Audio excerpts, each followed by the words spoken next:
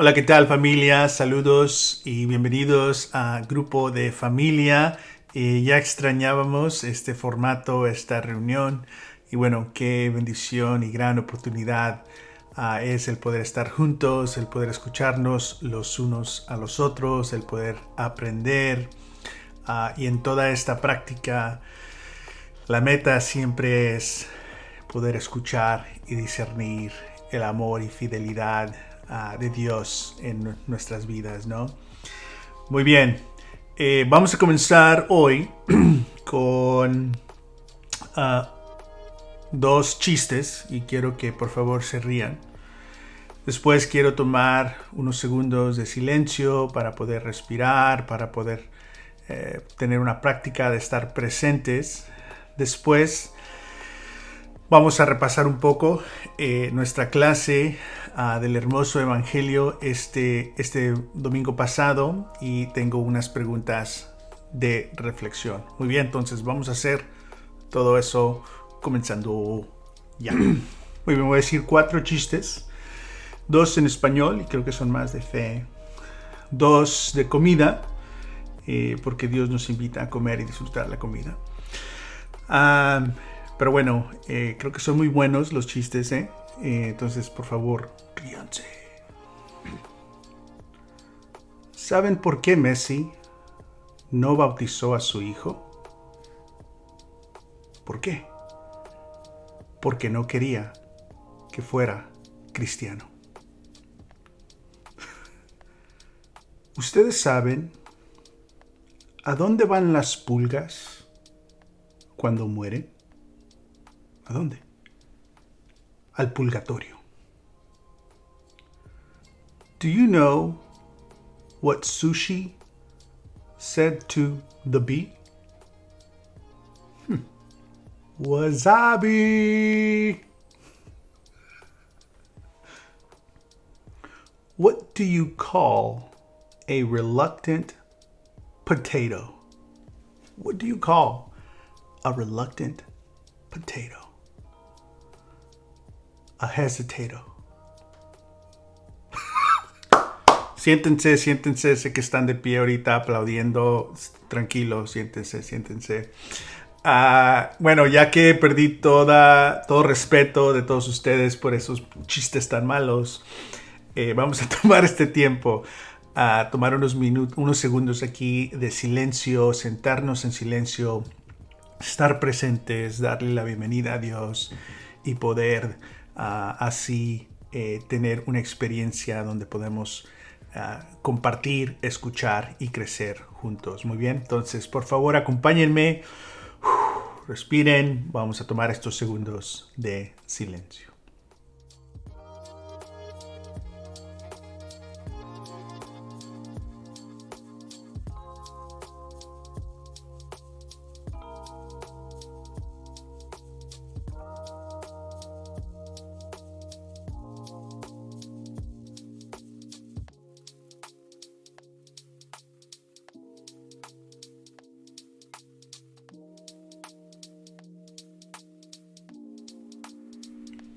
Muy bien, vamos a repasar brevemente nuestra clase del domingo llamada El Hermoso Evangelio. Comenzamos nuestra clase el domingo con un breve repaso de la historia.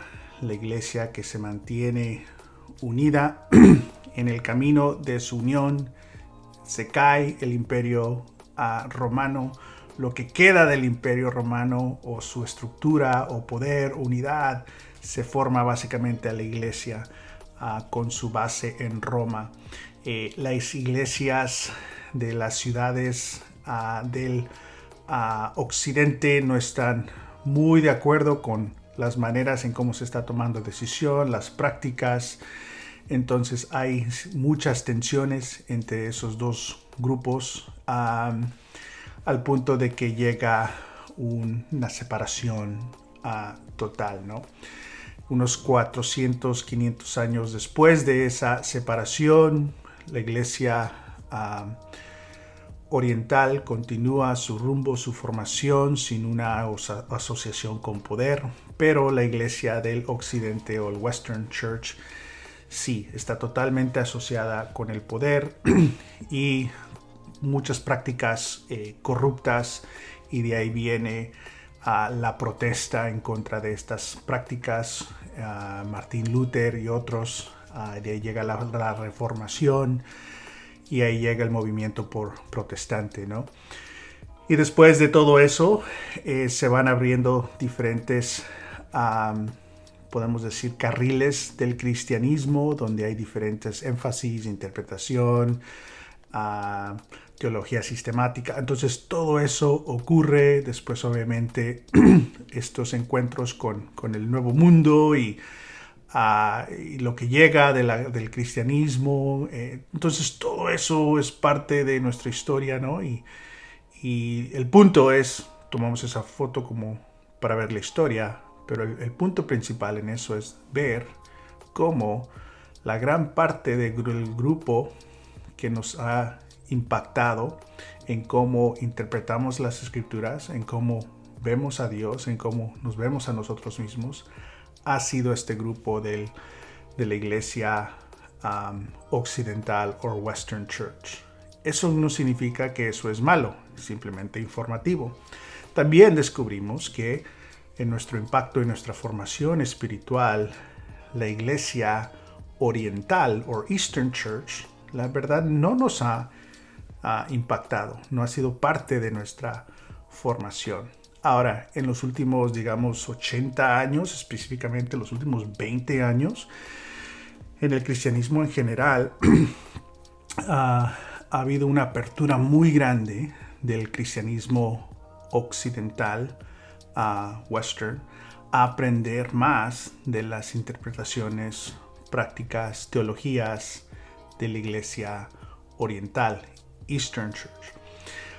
Y creo que ahí se ha abierto todo un mundo de aprender más sobre Dios, y se descubre que la manera que el grupo oriental, Eastern, y la manera que el grupo occidental, Western, generalmente hablando, tienen unas maneras muy diferentes de cómo ven a Dios, cómo interpretan las escrituras, cómo se ven como humanos y cómo practican su fe. Entonces, qué gran oportunidad hay de aprender del cristianismo con prácticas más antiguas. Muy bien, entonces más o menos era el punto de esa historia. Ahora, nos enfocamos en diferentes interpretaciones de la cruz de la iglesia oriental y la iglesia occidental. Hablamos que en la iglesia occidental hay una metáfora dominante de cómo se interpreta la cruz, y es una interpretación muy moderna, es decir, en los últimos 500 años. O sea, estamos hablando del cristianismo de 2000 años, solamente en los últimos 500 años se ha hecho este énfasis en esta imagen de Dios como un juez justo en una corte, donde nos encontramos como seres humanos culpables, que merecemos el castigo y la ira de Dios, pero Jesús, nuestro abogado, toma el castigo de Dios, toma el castigo del Padre en lugar de nosotros. No es muy fácil encontrar esa metáfora en la narrativa bíblica. Creo que no existe en los evangelios. Entonces es un reto, ¿no? Porque esa metáfora de solamente hace 500 años, muy moderna, limita la imagen de Dios a ser un juez lleno, consumido de ira que tiene que castigar. Entonces no valora todas las otras cualidades de Dios, ¿no? Entonces, una manera de explicarlo sería esto. La iglesia oriental diría: Jesús murió por nosotros. Y prefieren decir eso en lugar de decir Jesús murió en mi lugar. Es decir, cuando la iglesia oriental no dice Jesús murió en mi lugar, porque eso limita lo que Dios hace en la cruz. ellos dicen Jesús murió por nosotros, derrotando ¿qué? La muerte, el pecado y Satanás.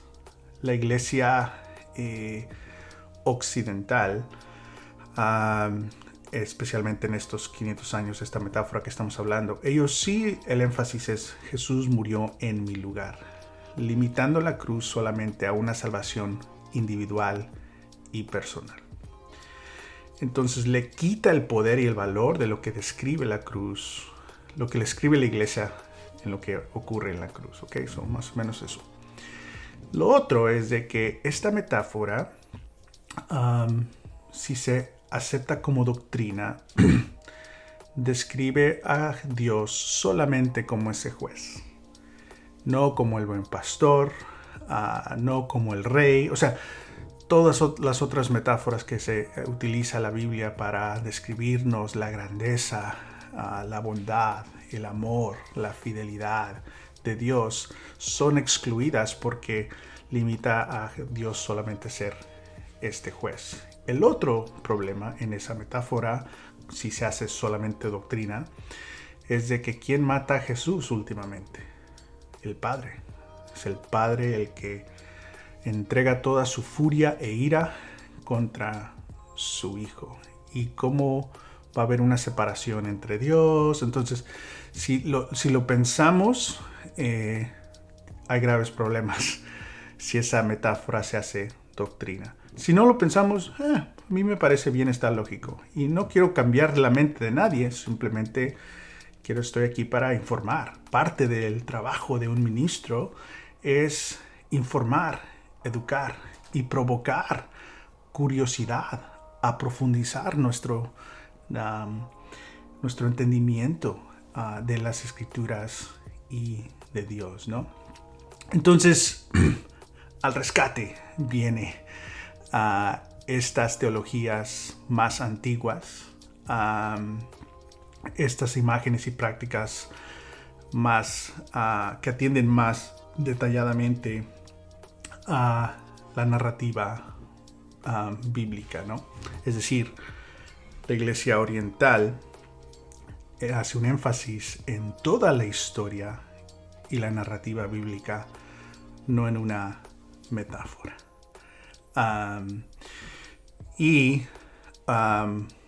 Tres cosas más. Uno, la Iglesia Oriental en esta teología que Jesús muere por nosotros le da más seriedad al pecado, porque el pecado es lo que trae muerte. Pecado es el virus que nos da la enfermedad espiritual por la cual moremos espiritualmente, donde el énfasis del pecado en la iglesia, en esta metáfora occidental, limita el pecado a simplemente quebraste la ley y ahora tienes que pagar esa deuda y no puedes pagarlo, alguien más tiene que pagarlo por ti. Entonces es más una transacción legal donde de nuevo el énfasis del pecado y la salvación y la cruz y Jesús muriendo por nosotros, entregándose Dios mismo a la muerte para derrotar la muerte y así invitarnos y liberarnos del pecado, de la muerte, del poder de Satanás. Entonces hay un énfasis más en la espiritualidad, en la historia. Hay más agradecimiento por salvación, porque acá es solamente ya pagó mi deuda, y acá no, todo mi ser ha sido salvado y está siendo salvado. Todo mi ser ha sido rescatado y estoy en formación para ser la persona, para ser la comunidad que Dios desea que seamos. Entonces se abre más aquí invitación de ser parte del reino de Dios. Más o menos eso fue lo que estudiamos. Hicimos ejemplos con las sillas, pero bueno, ahí está un repaso de lo que hablamos el domingo. Si te perdiste la clase, puedes verla en YouTube. Pero bueno, vamos a entrarle aquí a nuestro tiempo de reflexión. Muy bien, voy a tener aquí 3 preguntas, pero si me permiten, por favor, voy a dar un breve repaso aquí en inglés, ¿no?